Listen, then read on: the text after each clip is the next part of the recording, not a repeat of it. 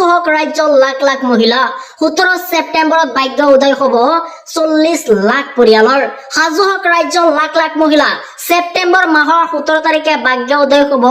লাখ লাখ মহিলাৰ আহি গৈছে অৰুণোদয় 3.0 এতিয়াৰ পৰা 1250 টকাই নহয় লগতে 1500 টকা পাব লগতে পাব ৰন্ধন গেছৰ ধন ৰন্ধন গেছৰ ৰাজসাহায্য প্ৰদানৰ বাবে প্ৰমাণ পত্ৰ ঘৰে ঘৰে দিবলৈ যাব এবাৰ চৰকাৰী লোকে আৰু অৰুণোদয় আঁচনিত সাঙুৰি লোৱা হ'ব 40 লাখ হিতাধিকাৰীক এই মুহূৰ্তত জনাইছো আমাৰ দ্বিতীয় নম্বৰ খবৰটোলৈ আমাৰ দ্বিতীয় নম্বৰ খবৰটো আছে ডাঙৰ খবৰ এটা বুলক বুল বুলি স্বীকাৰ কৰাৰ সাহস থাকিব লাগে জিএমচিৰ ঘটনাক লৈ অধ্যক্ষৰ কঠোৰ বাণী এবাৰ মুখ্যমন্ত্ৰী এই মুহূৰ্তত জনাইছো ৰাজ্যবাহীৰ বাবে এক ডাঙৰ খবৰ সাংবাদিকৰ আগত সঁচা কথা ক'ব লাগে বুলটোক বুল বুলি ক'ব লাগে প্ৰিন্সিপালে ক্ষমা খুজিব লাগে দুৰ্ভাগ্য পিতৃ মাতৃৰ ওচৰত জিএমচিৰ সম্পূৰ্ণ অৱহেলাৰ বাবে দুৰ্ভাগ্যৰ নৱজাতকৰ মৃত্যু হৈছে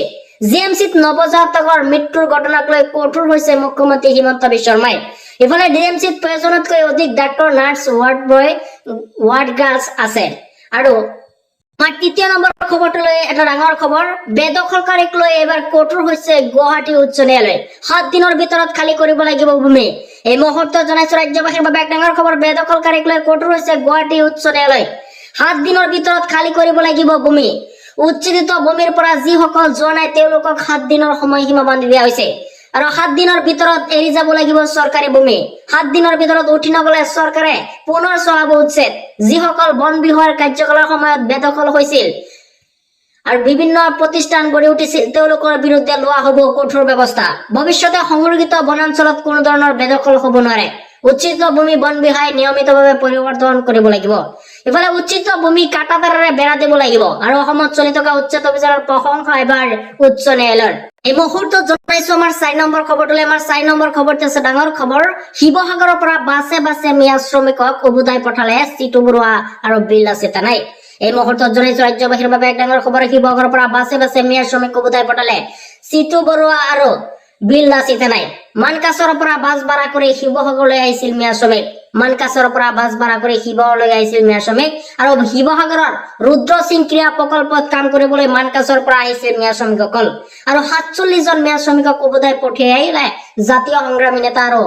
বিল্লাসী থানাই শিৱসাগৰৰ পৰা বাছে বাছে মিয়া শ্ৰমিক উভতাই পঠাইছে এবাৰ চিটু বৰুৱা আৰু বিল্লাসী থানাই মানকাছৰ পৰা বাছ ভাড়া কৰি শিৱসাগৰলৈ আহিছিল মিয়া শ্ৰমিক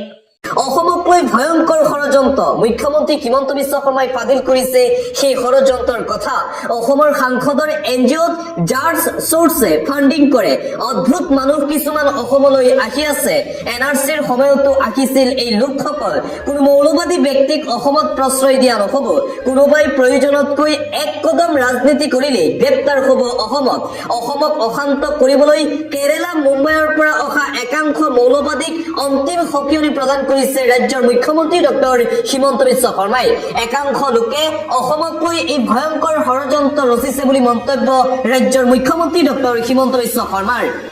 দিবলৈছো এটা ব্ৰেকিং নিউজ পুনৰবাৰ ৰাহুল গান্ধীক কংগ্ৰেছ দল আৰু গান্ধী পৰিয়ালৰ বিৰুদ্ধে সৰব হৈ পৰিছে অসমৰ মুখ্যমন্ত্ৰী ডক্টৰ হিমন্ত বিশ্ব শৰ্মা আদৰ্শ ব্যক্তিত্ব নথকাসকল ওচৰ চাপে গান্ধী পৰিয়ালৰ মই মোৰ ভুল বুজি ওলাই আহিলো এইদৰে কংগ্ৰেছ দলৰ বিৰুদ্ধে আৰু গান্ধী পৰিয়ালৰ বিৰুদ্ধে সৰব হৈ পৰিছে মুখ্যমন্ত্ৰী হিমন্ত বিশ্ব শৰ্মা ৰাহুল গান্ধীয়ে সমগ্ৰ দেশজুৰি গণ্ডগোল লগোৱাৰ চেষ্টা কৰি আছে কেতিয়াবা জাতিৰ নামত কেতিয়াবা ভোটৰ নামত গণ্ডগোল লগাব বিচাৰিছে ৰাহুল গান্ধীয়ে সংসদত কেনেকৈ কংগ্ৰেছে পাকিস্তানক সমৰ্থন কৰিলে সেয়া সকলোৱে দেখিলে বুলি মন্তব্য মুখ্যমন্ত্ৰীৰ ৰাহুল গান্ধীক ইয়াৰ শিক্ষা দিব ভাৰতৰ জনগণে কংগ্ৰেছৰ মন্তব্যৰ প্ৰতিক্ৰিয়া দি লাভ নাই বুলি মন্তব্য মুখ্যমন্ত্ৰী হিমন্ত বিশ্ব শৰ্মাৰ লুৰিণজ্যোতি গগৈয়ে ৰাহুল গান্ধীক সাক্ষাৎ কৰাৰ সন্দৰ্ভতো পুনৰবাৰ সৰব হৈ পৰিছে মুখ্যমন্ত্ৰী শৰ্মা আদৰ্শ নোহোৱা মানুহে ওচৰ চাপে গান্ধী পৰিয়ালৰ বিৰুদ্ধে আক্ৰমণাত্মক ৰূপত মুখ্যমন্ত্ৰী এসময়ত ময়ো গান্ধী পৰিয়ালৰ সৈতে আছিলো কিন্তু মই মোৰ ভুল বুজি তাৰ পৰা ওলাই আহিলো বুলি মন্তব্য মুখ্যমন্ত্ৰী শৰ্মাৰ ব্যক্তিত্ব নথকা মানুহে গান্ধী পৰিয়ালৰ সৈতে ৰাজনীতি কৰিব নোৱাৰে ৰাহুল গান্ধীয়ে সমগ্ৰ দেশজুৰি গণ্ডগোল লগোৱাৰ চেষ্টা কৰি আছে কেনেবাকৈ এটা গণ্ডগোল লগাব বিচাৰিছে কংগ্ৰেছৰ যুৱৰাজ ৰাহুল গান্ধীয়ে এইদৰে ৰাহুল গান্ধী কংগ্ৰেছ দল আৰু গান্ধী পৰিয়ালৰ বিৰুদ্ধে সৰব হৈ পৰিল অসমৰ মুখ্যমন্ত্ৰী ডক্টৰ হিমন্ত বিশ্ব শৰ্মা আন এটা অতিকৈ গুৰুত্বপূৰ্ণ খবৰ IPS আনন্দ মিশ্ৰৰ কথা মনত আছেনে সেই IPS আনন্দ মিশ্ৰ আজিৰ দিনটোত আনুষ্ঠানিকভাৱে যোগদান কৰিছে ভাৰতীয় জনতা পাৰ্টিত গেৰুৱা হ'ল প্ৰাক্তন IPS বিষয়া আনন্দ মিশ্ৰ বিজেপিত আনুষ্ঠানিকভাৱে আজি যোগদান কৰিলে প্ৰাক্তন IPS আনন্দ মিশ্ৰই 2024 চনৰ লোকসভা নিৰ্বাচনৰ প্ৰাৰ্থী আছিল আনন্দ মিশ্ৰ IPSৰ চাকৰি এৰি সোমাইছিল ৰাজনীতিত আনন্দ মিশ্ৰই জনস্বৰাজ পাৰ্টিৰ সভাপতি পদত আছিল আনন্দ মিশ্ৰ আৰু সেই পাৰ্টি ত্যাগ কৰি এতিয়া বিজেপিত যোগদান কৰিছে যুৱ সভাপতি পদৰ পৰা পদত্যাগ কৰি বিজেপিত যোগদান বক্সাৰৰ পৰা বিজেপিৰ টিকট লাভৰ সম্ভাৱনা আনন্দ মিশ্ৰৰ আৰু বিহাৰৰ ৰাজনীতিত এতিয়া নতুন মুখ দেখিবলৈ পোৱা গৈছে আনন্দ মিশ্ৰ সমাগত বিহাৰ বিধানসভা নিৰ্বাচন আৰু বিহাৰৰ বিধানসভা নিৰ্বাচনৰ পূৰ্বে আনন্দ মিশ্ৰই যোগদান কৰিছে ভাৰতীয় জনতা পাৰ্টিত